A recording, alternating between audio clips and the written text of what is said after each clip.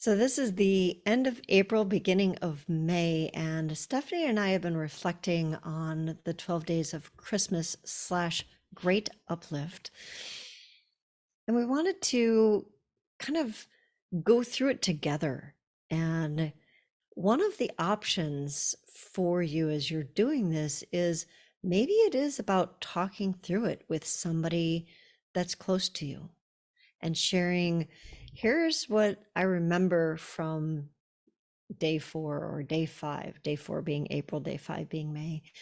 And here's what I experienced in April, or what how will that might that shape my May? So we figured we would do a little bit of that with you today. Stephanie, what was significant for you that you remembered about your day 4? Yeah. I was going through a lot of reflection. 2022 was a very challenging year for me. In so many ways. And I was intentionally looking forward to 2023 of going, I want to see, it's like planting a garden, right? I want to plant these seeds so that I can really harvest something more beautiful, more intentional, and be present to it and tend to that garden, not just abandon it or neglect it. And so on my day 4, which would have been December 28th, my close friend and I, we went to the Nordic spa, and we like to go there first thing in the morning as early as it opens, and then we stay until they kick us out. That's kind of the thing. That's and it's literally a retreat day. Like, I am completely inward. So I am And there's ref- no talking at the spa, none. correct? It's completely silent. So it's all listening to my own inner talk, and listening to the itty bitty shitty committee. So it was a lot on reflecting, and the quote that I had picked that morning was from the Buddha. And the Buddha said there are 3 things that cannot stay hidden long: sun, the moon, and the truth. Mm. So I took that to the spa with me, and presence, like, what is the truth? It's interesting as I'm writing down, there's a lot of things that were going on in my life around relationship. And, I can really get attached to, like, "Ugh," you know, that's a lie, or I want justice, or, what is the truth? Right. And what I discovered through this day, as I really looking at it, it was like, it's inside. What is the Mm. truth inside? And so now that I'm living April, it's so interesting because what came up all this month in April, live and in person, was all about in love. In love. Like, you hear that all the time. Oh, I fell out of love. Oh, I'm so in love. Or, and I was writing on that. I'm like, we tend to look outside ourselves for love. But what I've realized by living this month and watching the patterns was that if I'm not inside myself with love, Mm. love can show up outside me. And if I'm not inside myself with love, I'll will not see it. I'll pass it by. I've had a couple dates this month, which is like the first time for many, many years.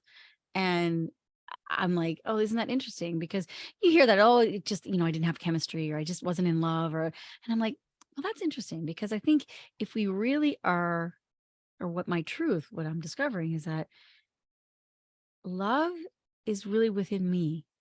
It's mine to cultivate, not Mm. from something outside. Like, I can say, oh, I'm so in love with this chocolate, or I'm so in love with this, house, or I'm so in love. And again, those things are outside, and it doesn't mean that you're not, but there's something going on inside of you that you, me, us, actually have control over. Yeah. So the more I reflected on that, I'm like, isn't that interesting? The day was all at the spa reflecting on self-love. What does that mean? How do I love myself? How will I know if love comes in? What will be my indicators? And again, not making it about the outer, but what happens inside me, and can I create that inside me even when something outside is not showing up?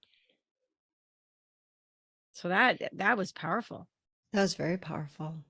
And what I like hearing is like there's an ongoing quest. And that's for me really what this process is about. It's not about finding an answer or the Mhm. answer for the month. It's about living into the quest or the question and really Such unraveling it and finding the gifts for myself. It's like finding presents each day of like, oh, what's my present today? Because and it was set up, it's like there was a preview for it on day I 4, like that. right? And then I the like that. movie kind of unravels throughout the month, and we get to see each day of like, how are we going to live into it? That is such a key because I think sometimes we think it's a psychic hotline, right? Mm, I'm gonna get a glimpse of what that's gonna be, but you still need to live it and you can live it however you choose to live it. mm. You can change the storyline. You're the director of your soul. Yeah. So what did you find? Tell me about yours. There were quite a few things. And the one that really stood out for me was I was on a cruise at the time, and I was in waters that I didn't know myself. So I was out swimming in the ocean, which I love to do. And I was a little I had some trepidation about going out a little.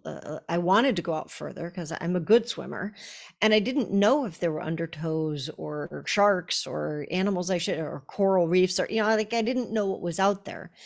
And so I was kind of like hesitant. And then I saw this father and son, and they were out a little bit further. They're out quite a bit further than me. I was like, oh, two people that are out there, that must be safe. I'm going there.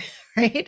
And I ended up talking to them and hanging out with them. And I really enjoyed myself, and then came back in. And the reason that that stood out for me is because one of the things that I noticed for my month was that when I allow it, there is support from life.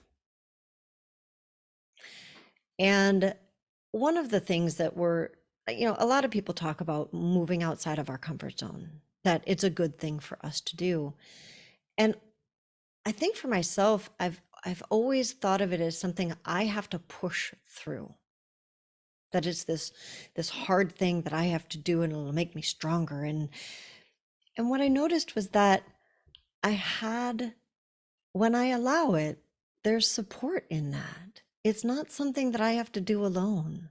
So I have a question with that because Mhm. when you say when you allow it, like what does that mean? Like how do you know you're allowing it, whatever it might be, right?